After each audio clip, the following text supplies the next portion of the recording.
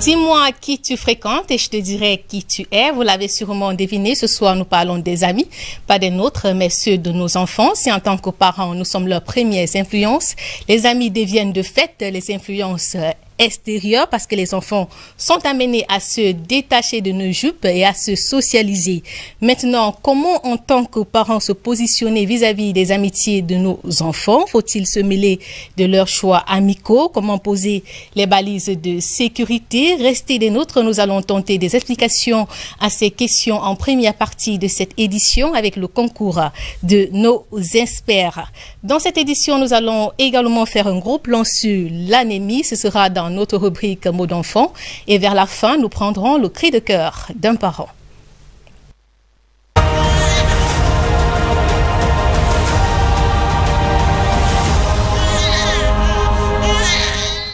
Merci de votre fidélité à DBS Télévision. C'est votre programme SOS Parents.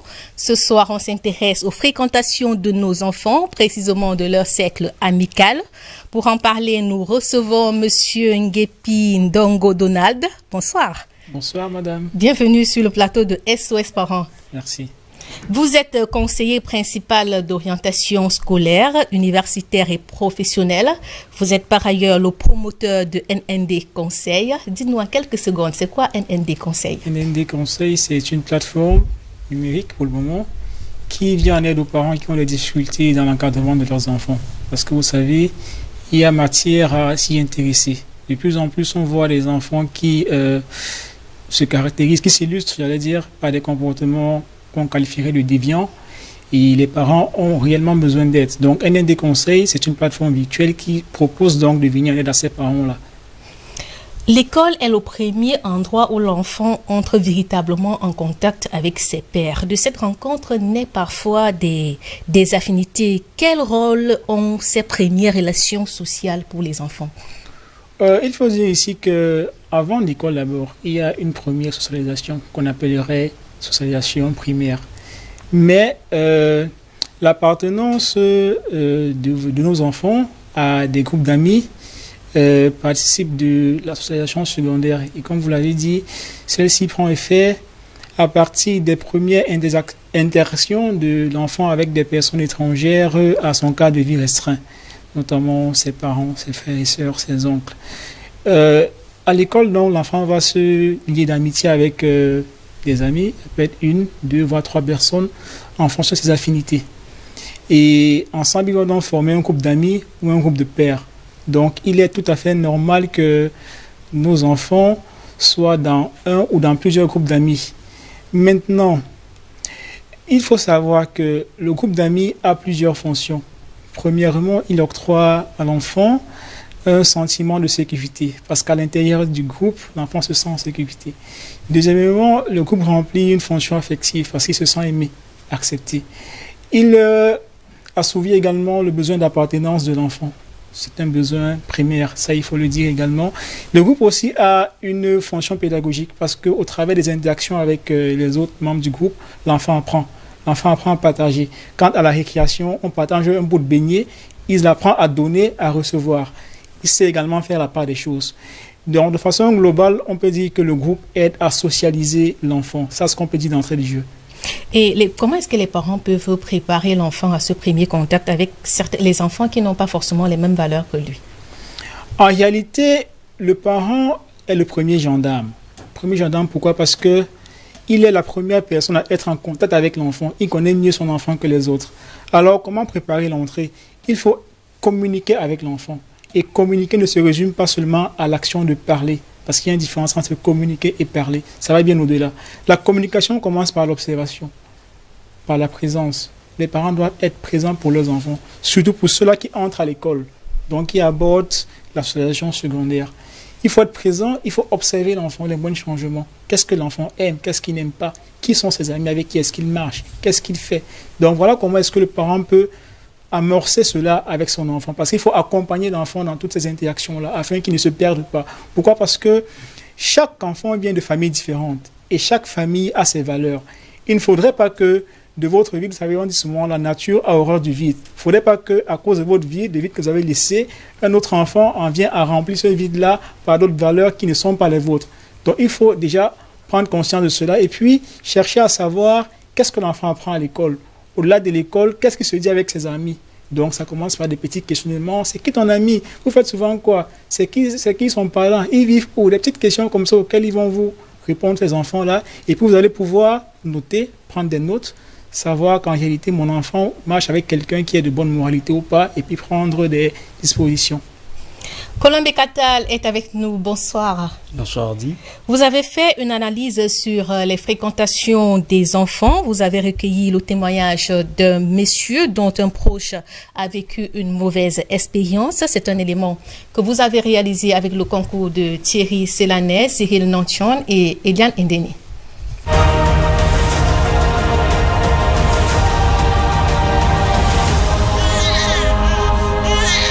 S'isoler est un rempart contre tout apprentissage. Voilà l'idée d'un proverbe oriental vieux de plusieurs millénaires. Aujourd'hui encore, il se présente comme une formule, mais d'autres maximes de la même source, en l'occurrence celle qui dit « qui marche avec des sots deviendra sot » ou encore « de mauvaises compagnies ruinent de saines habitudes » indiquent sur l'importance de réfléchir sur ce qu'on va apprendre et auprès de qui. Les exemples sont légion de ceux qui imperceptiblement et si sûrement corrompent et vouent à la perdition des âmes qui jusque-là étaient promues à l'excellence. Très brave à l'école, très intelligent. On avait l'habitude de faire des concurrences. Qui est plus fort en telle matière, qui est plus fort. Et elle bravait vraiment. Et lorsqu'elle a commencé ses mauvaises fréquentations, elle a chuté totalement. Lorsqu'elle a commencé à fréquenter un certain type d'amis, et le comportement a complètement changé. Il va sans dire que l'aventure aux côtés d'individus malveillants n'est ni plus ni moins qu'un cachet enrobé. Vaines sont souvent des tentatives d'éloigner de ses prédateurs la proie accomplie. Bien après cela, elle se trouvait en train de pavaner un peu de partout avec plusieurs hommes. Bon, moi, j'ai pas trop apprécié. J'ai essayé de la ramener vers le bon chemin. Mais j'ai pas pu. Je ne sais pas si j'ai pas utilisé la bonne méthode ou pas. La douceur si éphémère de cet entourage fait inexorablement le relais à des regrets. Elle a eu plusieurs échecs qui l'ont ramené à la raison. Mais il se faisait déjà tard. Elle se trouvait déjà avec 2 enfants au mariage, avec les difficultés de sa famille, ainsi de suite. Et elle regrette aujourd'hui. Elle vous le dit vous-même? Non, elle a eu le courage une fois de me le dire. Et j'ai vraiment été choqué. Puisqu'au début, lorsque j'essayais de la ramener, elle n'était pas d'accord, elle avait la tête ailleurs. Et moi, j'étais vraiment dessus parce que j'ai perdu une très grande camarade avec qui on avait beaucoup de concurrence. Puisqu'elle me faisait aussi faire beaucoup plus de recherches. Il fallait chercher pour être plus brave qu'elle. En même temps, de son côté, elle faisait pareil. Le système est tranchant. Tel individu est pour lui-même une mauvaise compagnie qu'il va en chercher ailleurs, élargissant son réseau de pratiques honteuses. Combien sont-ils qui mettent leur premier contact avec la drogue sur le compte des compagnons? Combien sont-elles à perdre leur chasteté sous la pression du groupe? Des séances de partout en milieu scolaire défraient la chronique. Les participants ne se recrutent que par l'entremise de compagnons. Grande est la désolation des parents pour qui c'est le fils ou la fille du voisin qui est la mauvaise compagnie. Chers messieurs et dames, réveillez-vous, vérifiez aujourd'hui quelle valeur influence réellement votre enfant. Le caïd de la bande viendrait peut-être de chez vous. La vigilance, il faut la redoubler tant la télévision, l'ordinateur et autres smartphones accompagnent les enfants. Des programmes et des fichiers non censurés qui s'y trouvent constituent de compagnies mauvaises insoupçonnées. Aux jeunes gens, on ne dira jamais assez, il vaut mieux être seul que d'être mal accompagné.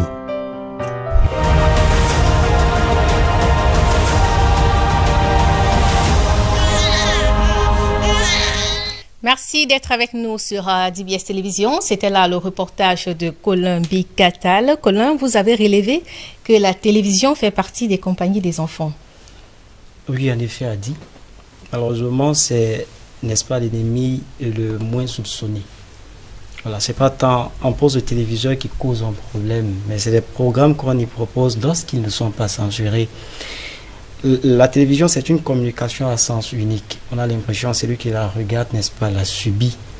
Très bien. Alors, lorsque notre enfant est seul au salon, on ne peut pas imaginer de combien est-ce qu'il est en train de subir une mauvaise influence si les programmes qu'il regarde ne sont pas tout à fait bien. Nous sommes en train de parler des jeunes gens. Je dis que pour devoir réfuter une idée qu'on propose à la télé, il faut soit l'éteindre ou alors passer à un autre canal. Mais c'est des enfants peu expérimentés qui souvent n'ont pas le courage de se départir de ce qui flatte la chair, de ce qui flatte les yeux. Et on comprend donc à l'usage, au fur et à mesure qu'on s'y accommode,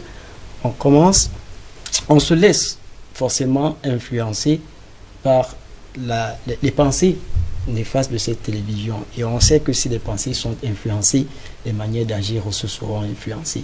Alors, il faudrait faire très attention. Notre enfant peut être aussi sédentaire qu'une armoire. Il peut ne jamais être en compagnie d'individus, mais malheureusement être en très très mauvaise compagnie avec la télévision et autres smartphones. Vous avez également souligné que les parents sont souvent les derniers à voir que leurs enfants ont de mauvaises fréquentations. En effet, malheureusement, c'est ce qu'on remarque autour de nous. La plupart du temps, des parents sont tellement concentrés à regarder l'enfant du voisin qui peut-être n'est même pas recommandable, qu'ils ne se rendent pas compte de combien est-ce que le sien à la maison n'est pas de très très bonne compagnie. En fait, c'est parce qu'ils sont ignorants de l'enfant qui dort avec eux. Voyez-vous. Et c'est encore davantage désolant lorsque un parent prend sur lui, n'est-ce pas, de défendre son enfant. Lorsqu'il est souvent arrivé qu'on dise à un parent, ton enfant ne se conduit pas bien, et qu'ils disent non, mon enfant, je pense que c'est, dans le cas d'une fille, c'est la sainte Nitouche. Et puis maintenant, mettre sur le compte du voisin ou de quelqu'un d'autre des choses qu'on reproche à son enfant, c'est vraiment tout à fait désolant. On trouve ce genre de choses. Ça veut dire qu'on n'est pas franc, on n'est pas aussi, je dirais pas dur, mais on manque de franchise quand on s'adresse à son enfant, peut-être dans le souci de le protéger, voilà, de ne pas l'exposer. Mais je pense pas que ce serait la meilleure façon de protéger son enfant. Il faut regarder les choses en face, assumer cette situation, accepter dans un premier temps. Peut-être ne pas jeter l'anathème à coup sûr, mais se poser la question de savoir si ce qu'on me dit serait vrai. Essayer un peu d'examiner. Parce qu'il est bien possible que l'enfant qui est très doucet, ici, n'est-ce pas, sous nos jupes, soit un caïd, c'est le mot qui est utilisé, soit vraiment celui qui corrompt son environnement. Alors, le moins que je puisse dire, c'est que les parents soient vigilants, qu'ils apprennent à connaître leurs enfants, qu'ils sachent quelles sont les valeurs, n'est-ce pas, qui les influencent aujourd'hui. Parce que celles que les parents inculquent aux enfants ne sont forcément pas, n'est-ce pas, celles qui font loi dans leur mémoire et dans leur manière d'agir. Merci Colin Bekatal. Au plaisir de vous retrouver la semaine prochaine, si Dieu le veut. S'il plaît à Dieu, bien sûr. Monsieur Ndongo, à l'adolescence, l'enfant est en quête d'identité et c'est pendant ces périodes que l'effet de groupe se fait de plus en plus ressenti. Les amis deviennent un peu comme le centre de référence. Le parent doit-il à ce moment se mêler de leurs choix amicaux? Je pense que oui. Oui et non. Non, pourquoi je commence par non? Parce que l'enfant ne doit pas se sentir opprimé. Vous savez, quand quelqu'un est opprimé, qu'est-ce qu'il fait? Il se défend. Et quand il a déjà cette posture de défense-là, vous ne pourrez pas savoir ce qui ne va pas ou alors qui sont ses fréquentations. Quelles sont, tant pour moi, ces fréquentations? Je pense qu'il y a plusieurs approches. Mais la meilleure consiste, comme je le disais, et on ne le dira jamais assez, à communiquer suffisamment avec son enfant. Je vais m'expliquer. Vous savez, il y a ce qu'on appelle les statuts et les rôles. Et les statuts changent en fonction des situations, des groupes dans lesquels on évolue. Dans le groupe d'amis, l'enfant peut avoir un statut de caïd, comme on l'a dit tout à l'heure, et il y a des rôles y afférents. En tant que caïd, il doit faire ceci. Mais comme il sait que cela ne sera pas permis à la maison, il s'arrange à afficher un autre visage à la maison. Donc, dans le groupe, il a le statut de caïd. À la maison, il a le statut d'enfant et il est tout doux, obéissant. C'est la raison pour laquelle beaucoup de parents ont souvent du mal à croire quand on leur dit que mais votre fils il fume de la drogue. Donc, le plus important d'entrée de jeu, c'est quoi? C'est observer l'enfant, ses moindres faits et gestes, les moindres changements Il faut scruter ses fréquentations, mais de façon discrète. Vous savez, il y a ce qu'on appelle l'observation non participante. Donc, vous observez sans toutefois vous mêler de ce qu'il fait. Je pense que c'est une bonne approche. Et dans cette approche, monsieur Ndongo, comment est-ce que le parent s'y prend? Est-ce qu'il devient le policier de son enfant? Justement, on dit souvent que le parent est le premier gendarme, mais il ne doit pas être gendarme à tout moment. Non, il faut juste user des bonnes méthodes. Des bonnes méthodes, ça veut dire quoi? De façon concrète, il faut aborder votre enfant, savoir qui est son ami, avec qui est-ce qu'il marche. Combien de parents peuvent nous dire ici qu'ils connaissent ne serait-ce que 2 amis de leurs enfants? Très peu. Une fois que vous avez fait la connaissance des amis de vos enfants, du moins les meilleurs amis, les plus proches, il serait intéressant de temps à autre de les inviter à la maison à manger et de les observer à distance. Vous voyez, de votre chambre, de la véranda, vous faites comme si vous travaillez, mais écoutez leur conversation. Vous allez découvrir des choses. Souvent, ils se disent des choses. C'est souvent une stratégie qu'on a dans les campus scolaires. On s'assoit près des salles, on se fait invisible et on écoute les enfants. Et de leur conversation, souvent, vous découvrez des choses. Donc, c'est également intéressant. Vous n'allez pas fouiller le téléphone. De toutes les façons, il y a les codes, mais en vous y prenant comme ça, vous pouvez déjà savoir à peu près ce que l'enfant fait quand vous n'êtes pas là, ce qu'ils se disent entre eux, ce qu'ils pensent. Mais vous avez parlé des codes. Est-ce qu'en famille, les codes doivent être permis sur les téléphones des enfants? Vous savez, que vous le permettiez ou pas, ils mettront les codes. Que vous le permettiez ou pas, ils vont mettre les codes. Donc, si vous avez l'autorité nécessaire pour demander qu'ils enlèvent les codes, tant mieux. Et encore qu'ils peuvent supprimer les contenus, sans vous le dire. Donc, il peut ne pas avoir de code, mais il n'y a pas de contenu à caractère déviant. Vous voyez un peu. Donc, le plus important pour moi, ce n'est pas absolument de fouiller le téléphone de l'enfant, mais c'est surtout d'être à l'écoute de l'enfant, les bons changements. Il y a les filles, c'est facile chez les adolescents ou alors ceux qui sont en train d'entrer dans la puberté parce que leur corps en gestation sur le plan psychophysiologique, donc ça bouge dans la tête et également dans le corps. Et c'est très facile parce qu'ils ont de la peine à masquer ces changements-là. Vous observerez, vous constaterez que la fille se comporte de façon différente. Elle est plus renfermée sur elle. Logiquement, vous devez aller vers elle pour savoir ce qui ne va pas, c'est quoi le problème. Si vous avez le contact de son ami, l'appelez. Il serait également intéressant d'aller plus loin, entrer en contact avec le parent de sa meilleure amie. Comme ça, vous allez vous associer, travailler en synergie pour résoudre le problème. Parce que très souvent, le problème que votre fille a, c'est un problème commun au groupe. Vous voyez un peu. Parfois, elle peut être sous l'influence de ses copines qui, de façon subtile ou de façon très explicite, lui disent, bon voilà, si tu ne te comportes pas d'une certaine façon, on va t'exclure du groupe. Et on sait que l'exclusion est vécue par l'adolescente ou par l'adolescent comme une réelle souffrance. Alors l'enfant aura tendance à modifier son comportement et durant ce processus de modification, c'est une souffrance parce que ce n'est pas les valeurs qui ont été inculquées depuis la naissance, mais puisqu'elle veut continuer à être acceptée dans le groupe, elle va faire l'effort de... Vous voyez un peu, c'est pour ça que tous les enfants, par exemple, qui ont participé à ces sextapes qu'on a observés au lycée de Kribi, là, ne sont pas blâmés. Il y a généralement un leader et les autres vont le faire, pas parce qu'ils avaient envie de le faire, mais parce que c'est la condition, entre guillemets, pour être accepté, pour continuer à être respecté par les autres. C'est également, voilà, pour ceux qui fument la chicha, pour ceux qui fument des drogues, là, qui font l'école buissonnière. Ils n'ont pas cela en eux, mais ils sont influencés par les autres. Donc voilà, de façon ramasse, ce qu'on peut dire. Notre deuxième invitée nous a rejoint, Madame Estelle Makanté-Djoumpé. Bonsoir. Bonsoir, Madame Adi. Vous allez bien ce soir? Je vais très bien, merci. Vous êtes la présidente de l'association POUM pour une mission humanitaire. Vous êtes très ancrée dans les questions relatives à l'éducation des jeunes et des adolescents, surtout en ce qui concerne la formation. Madame Makanté, en tant que parent, comment doit-on se positionner vis-à-vis des amitiés de nos enfants? Merci, Madame Adi, et mes salutations à l'endroit de nos téléspectateurs. Salut, Monsieur Ndongo. Ndongo, merci. Madame a dit, j'aimerais aborder le sujet depuis la base. Vous savez, en ce qui concerne les enfants, tout part de la base. Je l'ai toujours pensé ainsi. Pourquoi? Parce que quand l'enfant naît, l'enfant grandit et pendant la petite enfance, l'enfant copie tout du parent. Vous voyez, l'enfant a cette capacité de mieux assimiler parce que tout ce qu'il voit, c'est le parent devient son reflet en fait. Donc, il copie tout du parent. Il a cette latitude, cette capacité à mieux appréhender les attitudes, les comportements, les valeurs. Vous voyez, ceci, ça vient des parents.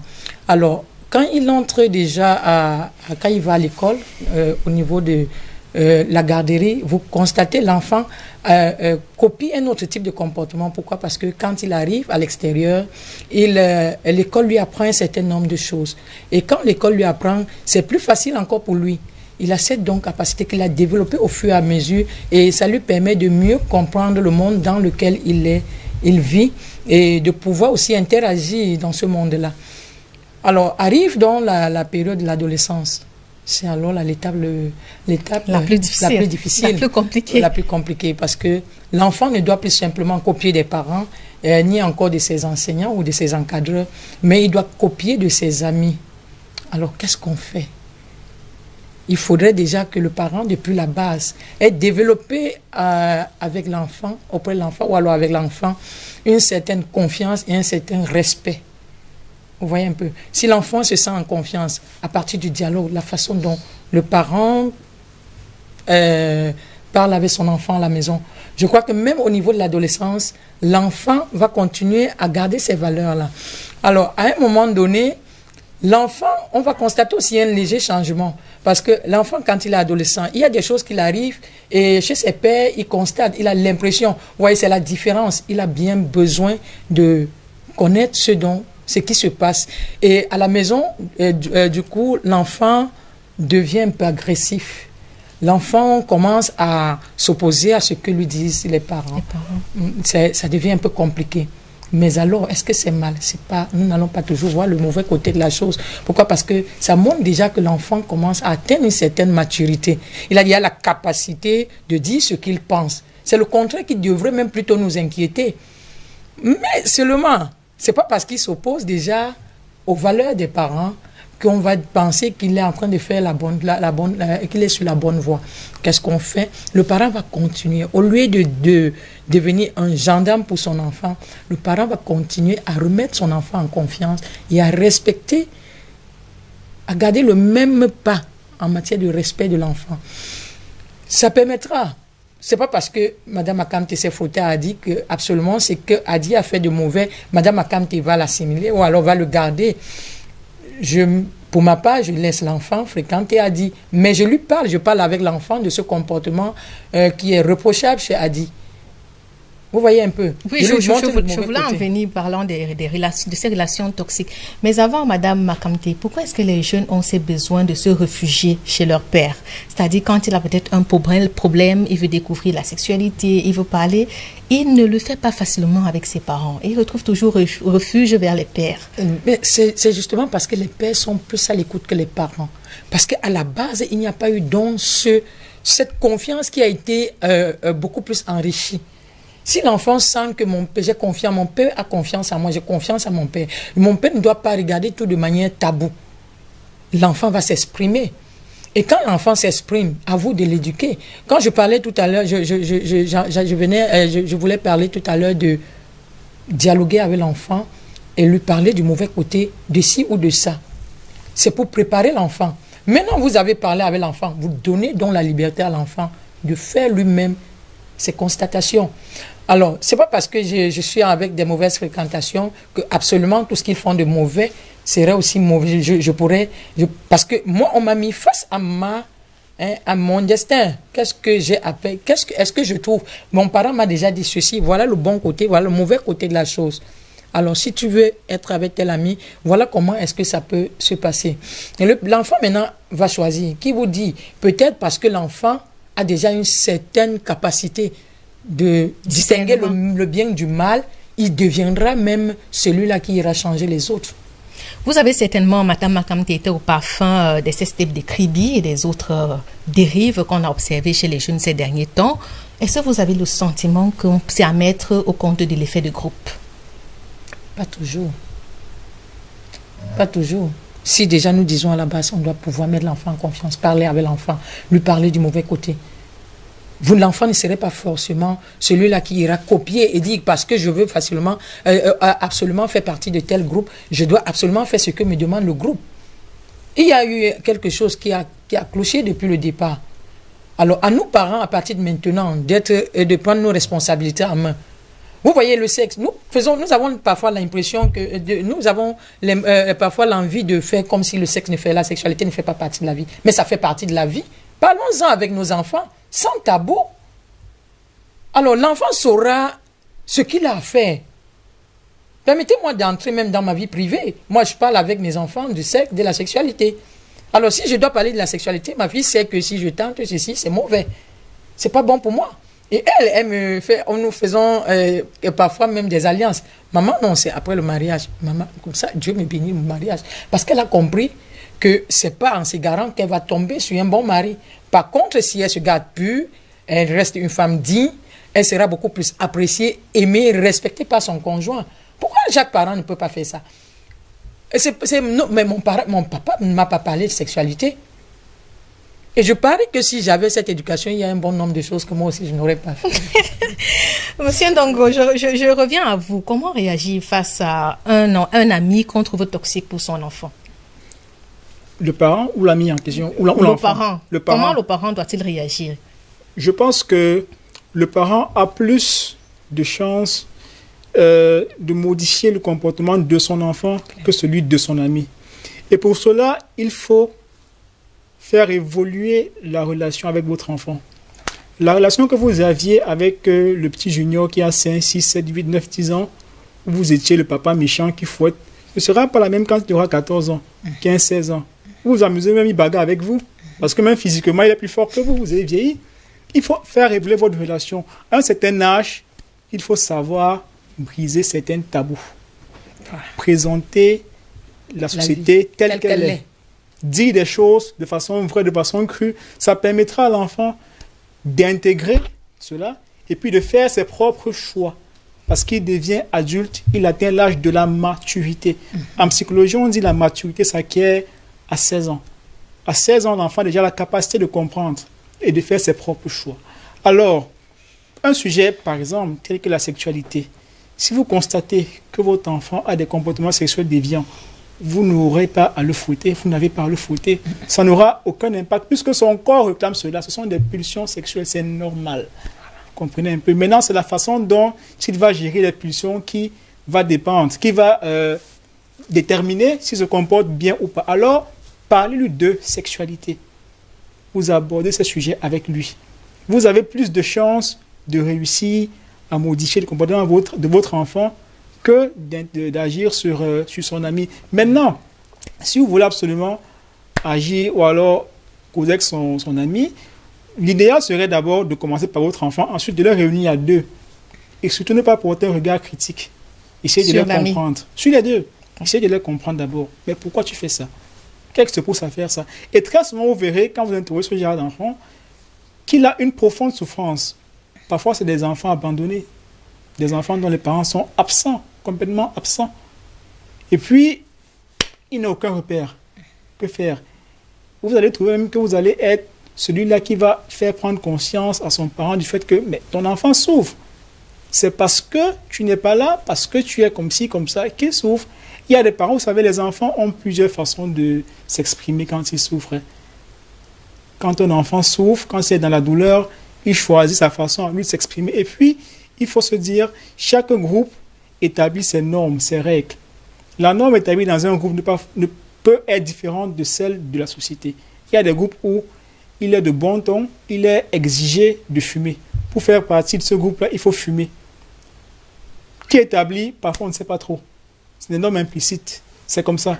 Alors, les enfants s'y adonnent, pas forcément parce qu'ils sont mauvais, parce qu'ils veulent se faire accepter.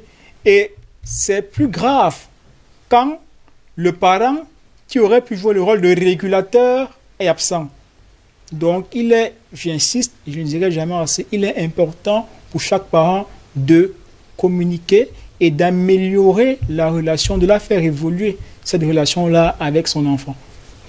Monsieur Ndongo, on a également les parents, est-ce qu'ils ne sont pas aussi parfois piégés par le fait de croire que le mauvais, c'est toujours l'enfant de l'autre? Bon, malheureusement, c'est un constat qu'on fait. Je crois que c'est dû au fait que chaque parent idéalise son enfant. Vous savez, quand vous avez un enfant, vous l'idéalisez. Parce que vous lui avez transmis des valeurs qui sont les vôtres, que vous croyez bonnes, qui sont peut-être bonnes. Mais ce que vous ignorez, c'est qu'au quotidien, il est sous l'influence d'autres personnes. il est même plus attaché à elle que vous, parce que vous sortez le matin, vous rentrez la nuit, vous ne voyez que durant 2, 3, 4, 5 heures. Je le disais dans le cadre de l'émission de samedi, j'interroge les parents généralement, et environ 7 sur 10 passent en moyenne entre 1 heure et 5 heures avec leurs enfants. La journée qui a 24 heures. Qu'est-ce que l'enfant fait du reste du temps? Il est sous l'influence de qui? On parlait des médias tout à l'heure. Les médias qui n'ont pas de régulation. Il n'y a pas de régulation à la base. Les réseaux sociaux. Il est donc sous l'influence de tout ce beau monde-là. Donc vous vous rendez compte que vous ne pouvez pas à un moment donné croire ou alors prétendre au fait que votre enfant est un saint, parce que vous ne contrôlez pas ce qui entre dans sa tête en longueur de journée. Il faut donc intégrer cela et se dire parfois, si on vous aborde pour vous le dire, c'est que peut-être c'est vrai. Madame Makamte, je vous ai vu sourire, vous voulez rajouter quelque chose sur ces parents qui pensent toujours que leurs enfants sont des agneaux et les enfants des autres, les caïds? Très, très généralement, je pense que quand un parent se comporte ainsi, il veut juste se cacher. C'est un parent qui n'a pas... Il a l'impression, comme le disait M. Ndongo tout à l'heure, il a l'impression qu'il a inculqué les bonnes valeurs. Il a pris combien de temps pour inculquer ces valeurs à son enfant? Le parent doit être présent. Le parent doit être présent. Le parent doit pouvoir s'assurer de ce que l'enfant n'est pas en train de perdre ses repères. L'enfant se frotte au monde. L'enfant se frotte aux médias. L'enfant se frotte aux réseaux sociaux. À quel moment le parent est venu discuter de tout cela avec l'enfant? Vous voyez un peu, un parent, il sort le matin. Il y a des parents qui, à 6 heures, sont déjà partis de la maison. Après, ils reviendront à 23 heures. Pour quel temps de dialogue avec l'enfant? Quand ils arrivent, les enfants sont même généralement endormis. Ils ont vu l'enfant à quel moment? Ils vont vous dire, non, je lui donne l'argent de baigner, je ne sais pas ce qu'il a mené à l'extérieur, au point elle allait choper une grossesse. Mais tu étais où? Comment tu penses que ton argent de baigner là a suffi? Où a été le temps de dialogue avec l'enfant? Même le samedi, le dimanche, où vous pouvez passer une journée entière avec votre enfant, vous ne le faites pas. Ou alors moitié journée même avec vous ne le faites pas. Vous ne savez pas comment l'enfant fonctionne à l'école. Vous ne prenez même pas la peine de dialoguer avec ses enseignants, ses encadreurs. Voilà l'autre côté. Combien de parents vont vers les encadreurs pour connaître également le cheminement de leurs enfants à l'école? C'est même la merde, parce qu'après le parent vient l'encadreur. Hein. Avant les amis, il y a l'encadreur. L'encadreur est capable de dire aux parents, cet enfant ne me laisse pas. Voilà, je suis en train de constater un certain changement. Parce que l'enfant a la capacité de masquer quand il arrive à la maison. Alors, il vous dit, à l'école, voilà, l'enfant observe. J'observe l'enfant en train de changer, l'enfant fait ci, l'enfant fait ça. Avec l'enseignant, avec le concours de l'enseignant, vous pouvez modifier, remodifier, revoir les choses à la base. Mais vous ne le faites pas. Vous restez là, vous croisez les bras. Moi, je m'occupe de mon enfant. Mon enfant ne manque de rien. Je lui ai déjà enseigné les valeurs, mais ce n'est pas suffisant. Madame Makamte, on constate aussi que parfois quand les parents constatent que les enfants ont de mauvaises fréquentations, entre guillemets, ils préfèrent couper la relation, interdire à leurs enfants de fréquenter tel ou tel autre enfant. C'est même ce qu'il ne faut pas faire. Plus vous tentez d'éloigner l'enfant de la fréquentation sans lui en parler, sans lui donner la possibilité ou la capacité de décider de lui-même, de rompre la fréquentation parce que lui, il a compris qu'il s'agit d'une mauvaise fréquentation. Plus vous les mettez ensemble. Et vous faites l'enfant perdre, vous faites l'enfant à perdre la confiance envers vous. Vous voyez un peu, l'enfant ne pourra plus vous faire confiance, et il ne pourra plus s'exprimer, l'enfant n'aura plus votre respect, c'est plus pareil, l'enfant devient cachotier, et il donne le meilleur de lui-même pour continuer avec la fréquentation. C'est un peu ça, c'est mieux de parler avec l'enfant. Voilà, voilà les dangers de la vie. Alors, si tu veux te faire des amis, voilà comment est-ce que vous pouvez cheminer. Si tu tombes sur des mauvais amis, non, vraiment, c'est même toi qui pourras changer ces amis-là. Être quelqu'un, avoir un impact positif dans sa vie. Maintenant, à toi de choisir, quand l'enfant va se frotter à une relation qui ne correspond pas à ce qu'il attend de l'ami, cette relation sera éphémère parce qu'elle va se rompre d'elle-même.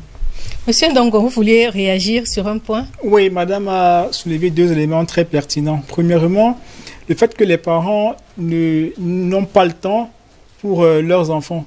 Très souvent, en milieu scolaire, quand vous convoquez un parent, c'est à peine s'il vient. Et quand il vient, parfois, il estime que vous le dérangez. Vous lui avez pris sa journée et puis il estime que voilà, il aurait pu faire autre chose. Mais vous n'avez pas le temps pour votre enfant, vous avez le temps pour qui? Vous croyez que l'encadreur qui vous convoque, c'est parce que lui aussi n'a pas le temps, lui aussi n'a pas d'autre chose à faire, c'est parce qu'il a détecté un problème dont il voudrait en parler. Et très souvent, les parents se disent que, bon, parlons même de ce qu'on appelle les APE. Quand on dit réunion de l'APE, Assemblée Générale, c'est pour justement débattre des sujets concernant l'école, mais également les enfants. Combien de parents viennent? Ils sont très peu. Ils sont coupés du monde scolaire. Ça, c'était le premier volet. Le second volet, c'est que pour qu'un changement soit durable, soit périn, il faudrait que tous ceux qui sont concernés par le changement en question soient impliqués dans le processus de changement. Vous ne pouvez pas imposer un changement à un enfant, c'est faux. Parce qu'il a déjà la capacité de refuser, de faire ses propres choix. Il serait mieux de l'impliquer dans le processus de changement, ça te dit quoi? Le convaincre du bien fondé de se comporter d'une certaine façon et d'abandonner une ancienne pratique. Quand l'enfant va acquérir cela, le changement sera périn.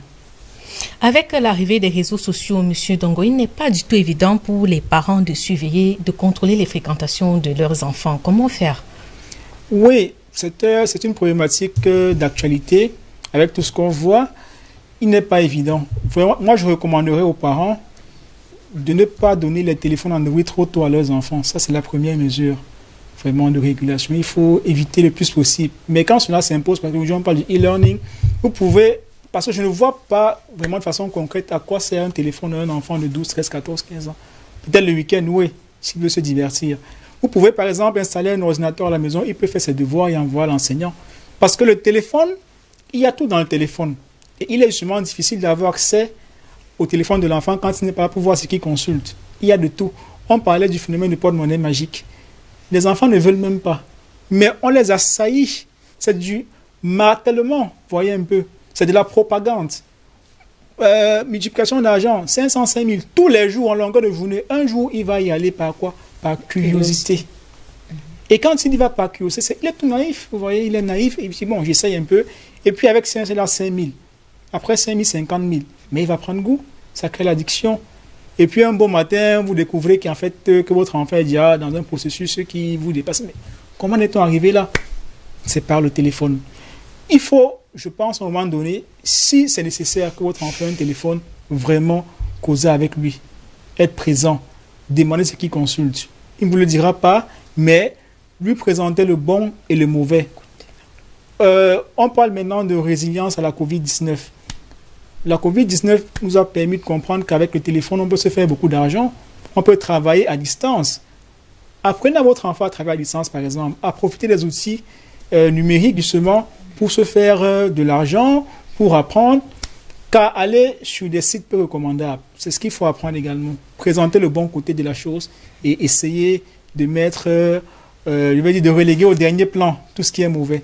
Et cela demande aux parents de s'actualiser aussi. Ah, tout à fait. Madame Makamte, comment s'assurer que nos enfants ne soient ni tyrans, ni soumis, et ni victimes dans les relations avec leurs amis? C'est un peu compliqué. Mais je pense que si tout a été réussi à la base, ça va aller. Si vous pouvez parler avec l'enfant, essayez, comme monsieur l'a dit tout à l'heure, de connaître quelles sont ses fréquentations. Avoir aussi la possibilité d'inviter même les amis à la maison. Vous voyez un peu avec les amis, parce que vous pouvez inviter amis et parents, hein, amis et parents. Dans notre contexte, dans notre contexte, c'est possible. Permettez-moi, mon papa disait ceci. Et déjà, vous avez dit à l'entrée du jeu, vous avez dit, dis-moi avec qui tu marches, je te dirai avec qui tu es. Alors, nos parents, avant, pour être amis de Madame a dit, mon papa doit être ami à son papa. Ou alors mes parents doivent être ses amis. Ça veut dire quoi? Ça veut simplement dire, puisque l'enfant, il y a beaucoup plus, c'est beaucoup plus dans le milieu scolaire, les enfants s'attirent des amis. En participant également aux activités de l'école, les parents vont constater la capacité de leurs enfants à pouvoir se frotter, à pouvoir s'entendre, à pouvoir collaborer. Les parents maintenant, à partir des enfants, peuvent aussi se rapprocher les uns les autres. Vous voyez un peu? Et pourquoi ne pas parfois se faire des invitations, se retrouver, essayer de voir dans quelle mesure recadrer leurs enfants, de sorte que demain nous ne nous retrouvons pas en face des problèmes qui peuvent nous dépasser nous-mêmes. Monsieur Ndongo, comment apprendre à nos enfants à dire non véritablement à l'effet de groupe? Je pense qu'il faut d'abord être des modèles pour nos propres enfants. D'abord, là, j'interpelle les parents, ils nous regardent. Est-ce que nous sommes encore des modèles pour nos enfants? Je pense qu'aujourd'hui, il y a plusieurs signaux négatifs qu'on envoie à nos enfants. Déjà, de par notre façon de nous comporter. Il y a des parents, lui, il est violent envers son épouse, il est violent envers les enfants. On a vu un parent qui a tué carrément ses enfants dernièrement dans la région de l'Ouest. Cette violence-là, il n'est pas un modèle pour ses enfants. Il y a des parents qui boivent, qui fument, qui vraiment ont des comportements à remettre en question. L'enfant donc qui est en quête de repères, quel repère aura-t-il? Ce n'est que normal. On dit souvent que le chat ne fait pas le chien et vice-versa. Et puis, deuxièmement, il faudrait, je pense, à mon sens, il faudrait être suffisamment humble, avoir l'humilité de reconnaître qu'on a des limites et qu'il faille se faire aider. Il faut demander des conseils. Il faut consulter d'autres personnes, d'autres parents qui ont traversé des situations. Au-delà d'être des modèles et de pouvoir consulter d'autres parents, d'autres personnes qui peuvent nous apporter de l'aide, je pense que le parent aujourd'hui est parfois un peu piégé. Il est piégé par le contexte socio-économique. C'est lui qui doit sortir tôt, il doit rentrer tard. Et c'est difficile. Mais il a encore temps de faire la part des choses. À défaut d'être présent physiquement, trouvez des parents de substitution quand vous êtes absent. Ça peut être un frère, ça peut être une sœur. Parce que l'enfant va apprendre de ce parent-là à votre absence. Ne laissez surtout pas votre enfant divaguer. Comme on dit, la nature horreur du vide, et puis voilà. Il faudra aussi s'assurer que ce parent de substitution a de bonnes valeurs. Oui, oui, Madame Makamte. Oui, Madame a dit. Il a dit tout à l'heure, nous nous sentons souvent piégés. Les parents se sentent souvent piégés par le contexte socio-économique. Je vous en prie, ici nous allons interpeller le politique. Bon, le politique, c'est vrai, a déjà fait même la part des choses. Vous voyez, on dit au Cameroun, aujourd'hui, le travail s'arrête à 15h30. On arrête à 15h30. C'est beaucoup plus le privé qui nous piège. Alors, parce que nous sommes, pour beaucoup d'entre nous, nous faisons dans des activités libérales. Alors, c'est à nous d'établir un emploi de temps. Vous voyez un peu, établissons l'emploi de temps. Ce n'est pas parce que nous sommes sortis à 6h du matin et revenus à 23h du soir que forcément nous allons gagner beaucoup d'argent. Ces enfants sont aussi une richesse pour nous. C'est notre première richesse d'ailleurs. Donc, nous devions nous-mêmes établir un emploi de temps, voir dans quelle mesure nous devons être présents dans la vie de nos enfants. Sincèrement. Nous ne pouvons pas dire que parce que la société nous impose, ça ne va pas. Non, c'est pas la nuit que vous allez faire l'argent, vous n'avez pas pu faire durant toute la journée. Oui, et je voudrais ajouter un élément important. Je parlais des signaux négatifs. Voyez-vous, il y a des enfants qui vous disent que mon père a dit que quand j'aurai le bac, il va acheter le concours pour me donner. Il va me mettre à l'ENAM, à l'école normale. Est-ce que vous êtes en train d'apprendre à cet enfant-là le culte de l'effort ou le culte de la facilité? Vous apprenez à l'enfant que pour réussir, forcément, il faut être corrompu. Et beaucoup de parents le font. Ils le disent que, ouais, j'ai même fait comment pour te mettre à l'école normale et il fallait comment pour te mettre à l'ENAM. Tous les jours, au quotidien. Et puis l'enfant enregistre, il comprend qu'en réalité, bon, pour réussir sur Terre, au Cameroun, il faut passer par ce qui est... À ce niveau-là, nous devions accuser la société tout entière parce que la société a donné la possibilité aux parents de penser ainsi. Madame Makamte, pour sortir, un enfant qui a des frères et sœurs, peut-il se passer des amis? Pas toujours, on a toujours besoin de l'autre, de l'extérieur. Ils ont toujours besoin de découvrir. Vous ne pouvez pas demander à un enfant de se passer des amis, à moins que lui-même ait décidé, bon, je ne veux pas d'amis. Il décide ainsi. Le frère ou la sœur ne suffit pas. Pourtant, le frère ou la sœur pourrait être un parfait ami, un meilleur ami, parce que lui, c'est le meilleur confident. C'est lui qui ne peut pas vous trahir facilement. Mais l'ami de l'extérieur peut facilement vous trahir. Vous voyez un peu. Donc, on ne peut pas se passer des amis. Monsieur Ndongo, pour sortir, un enfant qui a des frères et des sœurs, il peut se passer des amis? Non, je ne pense pas. Je disais, d'entrée du jeu, un indicateur que le problème chez un enfant, c'est justement le fait de ne pas avoir des amis. Parce que l'enfant a vocation à avoir des amis pour se socialiser. Quand votre enfant n'a pas d'amis, il faut vous inquiéter. Et c'est sur ce que nous allons marquer un arrêt pour parler d'autre chose. C'est le moment de notre rubrique mots d'enfant. Ce soir, on fait un gros plan sur l'anémie avec la pédiatre Sandrina Mendouga.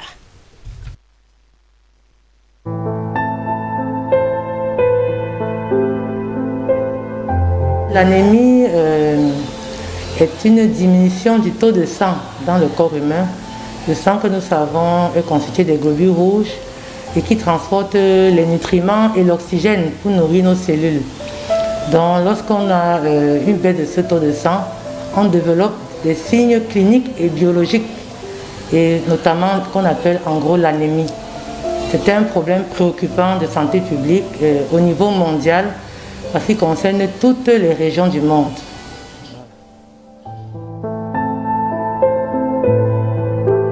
Donc, la première cause d'anémie dans le monde, surtout chez nous en Afrique, c'est l'anémie nutritionnelle, c'est-à-dire par une carence d'apport à un élément que l'on appelle le fer. Donc c'est un ion qui entre dans la composition de la couleur rouge même du sang. Donc lorsqu'on voit le sang rouge, c'est à cause du fer. Et lorsque un enfant ou un adulte en pleine croissance n'a pas assez de fer dans son alimentation, il peut développer une anémie par carence en fer, donc on appelle l'anémie nutritionnelle. Donc là, c'est une première cause qui est la plus fréquente.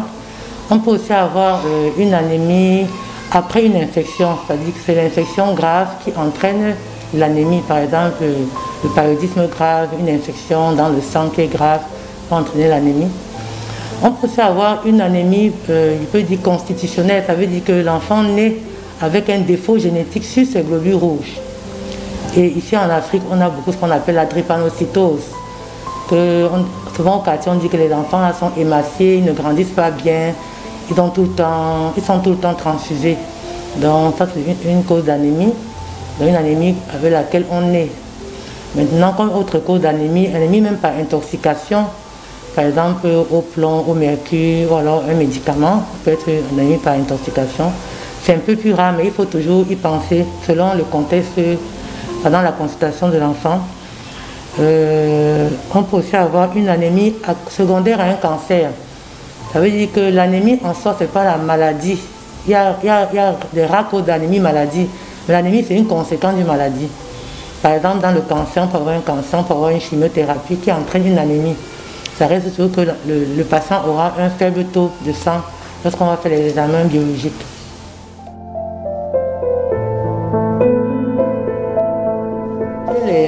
Les plus petits enfants, dans les moins de 3 mois, et les autres même en général, on a la pâleur.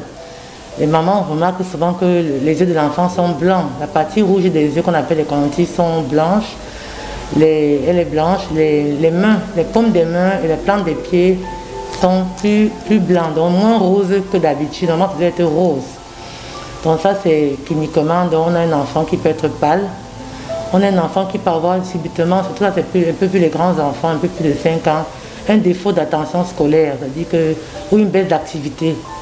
Maintenant, un enfant qui est aussi fatigué, une simple fatigue, soit une fatigue à l'effort, soit une fatigue tout court, un enfant qui n'arrive plus à rester debout, à s'asseoir, à bien manger.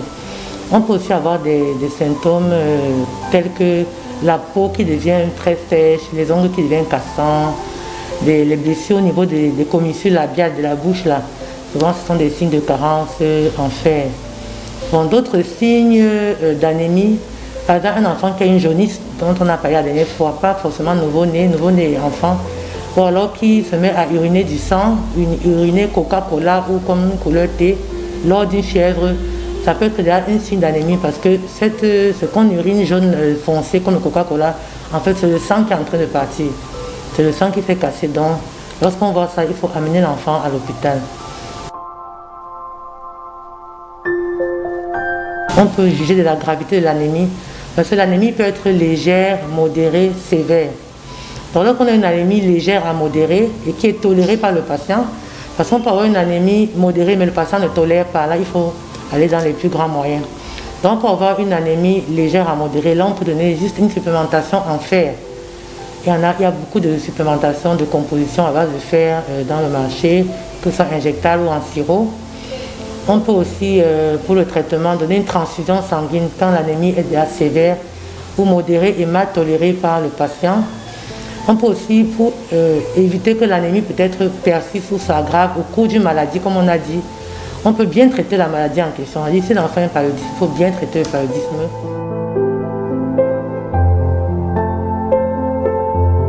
Bien prendre en charge les maladies qui peuvent créer l'anémie. lutter contre le paludisme. Lutter contre le paludisme dans notre milieu, ça veut dire tout ce qu'on connaît, les moustiquaires. Il faut aussi faire des parasitages systématiques. Parce que dans les causes, il y a aussi les parasitoses intestinales. Donc des parasitages systématiques de nos enfants, ça fait partie aussi de la prévention de la carence en fer. Bien alimenter les nourrissons, ça veut dire donner des aliments riches en fer, poissons, viande, les abats comme le foie, le rognon, les légumes, la plupart des légumes verts sont riches en fer. Chez le nourrisson de moins de 6 mois, l'alimentation de la maman qui est toujours l'idéal, c'est l'allaitement au lait maternel.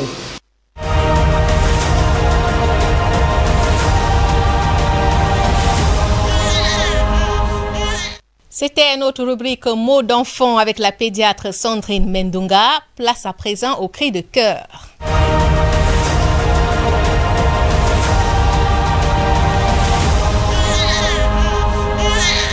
Ce soir, c'est une maman bouleversée qui nous a écrit. Je vais tout de suite vous lire sa correspondance.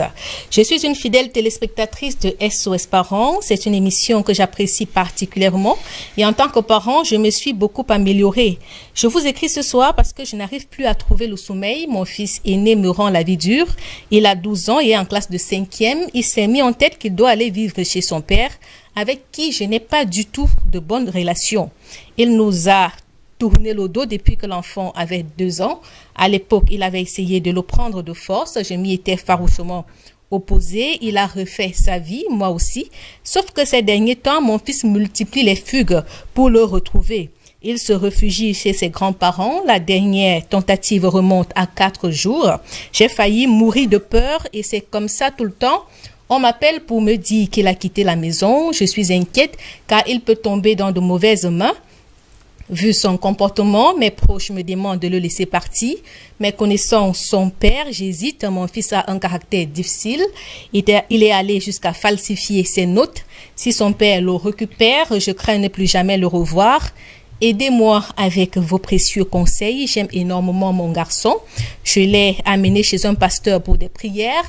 Ce dernier m'a dit que l'enfant n'a aucun problème et veut juste me mettre la pression pour aller chez son père.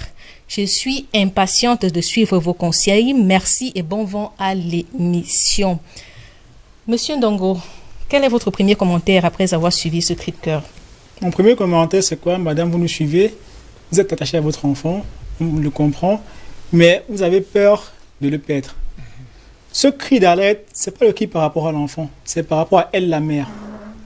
Il veut partir son père, et c'est le partir simplement. Okay. Puisqu'il a voulu revoir son père, ce qui est normal, c'est de son droit. Un jour également, il voudra venir vous revoir. Mais c'est la séparation avec l'enfant qui fait peur à cette maman. Ouais, elle dit que son enfant est difficile et puis elle a décrit aussi le comportement du père. Elle a aussi peur du père. Non. Elle craint ne plus jamais le revoir. Oui, elle craint, c'est une crainte légitime, d'autant plus qu'elle a été dépourvue de cet amour-là, le père qui est parti, et elle a peur maintenant d'être dépourvue du fruit de cet amour perdu qui est l'enfant. Mais moi, je pense que, vous savez, dans une famille, ça c'est une problématique qu'on rencontre beaucoup plus dans les familles monoparentales. Dans une famille, généralement, l'idéal c'est quoi? Il y a cette triangulation père, mère, enfant. Chacun apporte quelque chose à l'enfant. Sur le plan affectif, sur le plan de l'autorité, sur le plan des valeurs et normes. Et puis quand il y a absence d'un protagoniste, il y a ce qu'on appelle le vide affectif. Cet enfant a sûrement eu un vide affectif. Et je ne connais pas la vie de la dame. Madame, je ne connais pas votre vie, sans jugement. Mais si on fouille bien, on va peut-être se rendre compte qu'elle a voulu se remettre en couple. Et puis l'enfant développe une certaine jalousie.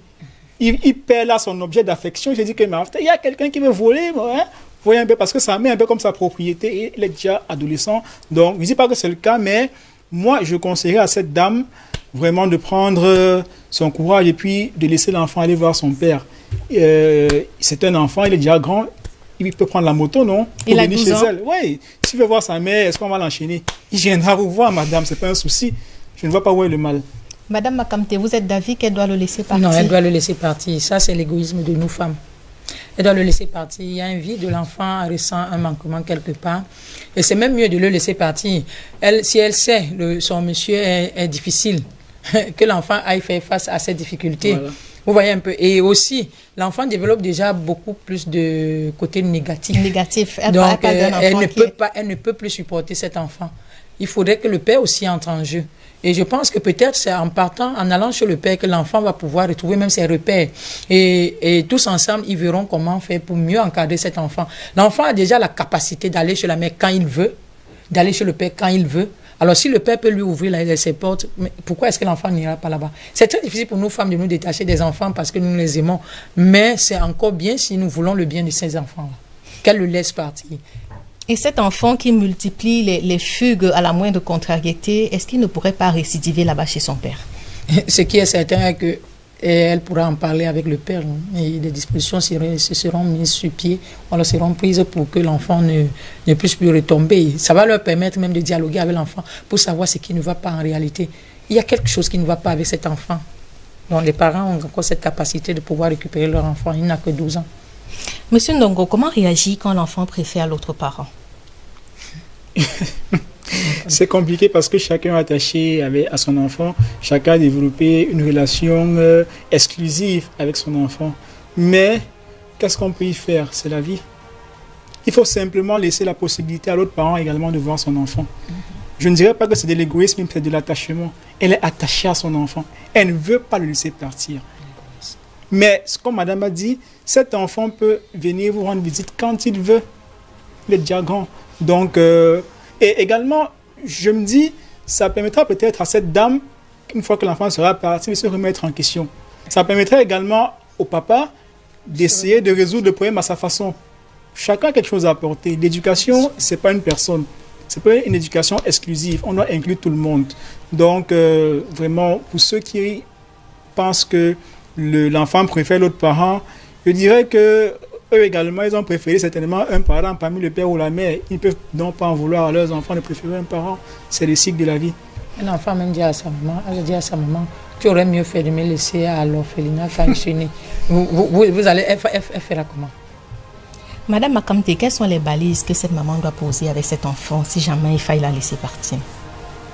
Est-ce que là, je ne pense pas qu'elle ait quelque chose de bon, de grand à faire.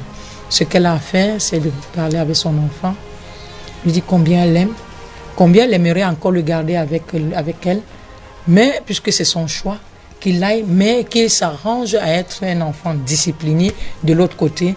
Mais bon, le père aurait certainement, se serait déjà fait une vie avec papa ou alors ta nouvelle maman, vis comme si tu étais avec moi, ne rien dire de mauvais, donner à l'enfant, faire comprendre à l'enfant qu'en réalité, elle n'est pas un obstacle pour la vie, pour le futur de l'enfant. Et qu'en tout lieu, l'enfant peut se retrouver au sein d'une nouvelle et bonne famille. Elle n'a pas de restrictions à faire. Et c'est sur ce que nous allons refermer cette édition. Merci, Monsieur Ndongo, d'être passé sur notre plateau. C'est moi qui vous dis merci. Madame Makamte, merci pour votre contribution. Merci, Madame Adi. À vous à la maison, merci de nous avoir suivis. Restez en compagnie de nos programmes qui se poursuivent. Au plaisir de vous retrouver la semaine prochaine, si Dieu le veut.